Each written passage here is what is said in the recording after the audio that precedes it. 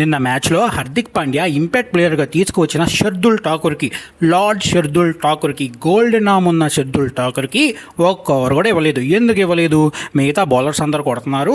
ఒకవేళ లార్డ్ షర్దుల్ ఠాకూర్కి కూడా బౌలింగ్ ఇస్తే ఎస్ఆర్హెచ్ బ్యాట్స్మెన్స్ మిగతా ప్రైమ్ బౌలర్స్ని కొట్టాడు కదా, ఇంకా షర్దుల్ ఠాకూర్ని కూడా కొడతారు అనుకుని ఇవ్వలేదు అనుకుందాం. మీరు గనక ముంబై ఇండియన్స్ ఫస్ట్ మ్యాచ్ తర్వాత మ్యాచ్లు చూసుకుంటే ఎప్పుడైతే వికెట్లు పడని టైంలో షర్దుల్ ఠాకూర్ రన్స్ కొట్టించినా వికెట్లు తీశాడు కదా, అలాంటి షర్దుల్ ఠాకూర్కి ఒక్క ఓవర్ ఇవ్వలేదు. ఒక 2 రోజుల క్రితం ఢిల్లీ వర్సెస్ ఆర్సీబీ మ్యాచ్లో అభిషేక్ పోరాల్ ఇంపాక్ట్ ప్లేయర్ వచ్చి 30 రన్స్ అయితే కొట్టి తన ఇంపాక్ట్ ప్లేయర్ రోల్ అంటే ఎలా ఉంటుందో చూపించాడు. ఫస్ట్ టైం ఐపీఎల్లో ఫీల్డింగ్ కోసం ఇంపాక్ట్ ప్లేయర్ తీసుకున్న ఏకైక టీం ఏదన్నా ఉంది అంటే అది ముంబై ఇండియన్స్. హార్దిక్ పాండ్యా షర్దుల్ ఠాకూర్ని ఇంపాక్ట్ ప్లేయర్గా తీసుకున్నాడు. సరే, హార్దిక్ పాండ్యా బౌలింగ్ ఇవ్వలేదు షర్దుల్ ఠాకూర్కి అనుకున్నాం. సూర్యకుమార్ యాదవ్ నిన్న మ్యాచ్ మొత్తంలో యాక్టివ్గానే ఉన్నాడు కదా, ప్రతి దానిలో తను ఇన్వాల్వ్ అయ్యాడు కదా. సూర్యకుమార్ యాదవ్ కూడా తెలియదు, కుమార్ యాదవ్ చెప్పలేడా ఒక్క ఓవర్ అన్న ఠాకూర్కి ఇద్దామని. మీరు చూసుకుంటే టైమ్ అవుట్లో కూడా అప్పటికి మ్యాచ్ అనేది అయిపోయింది, ఎస్ఆర్హెచ్ చేతిలోనే ఉంది, బాల్ టు బాల్ రన్నే ఉంది.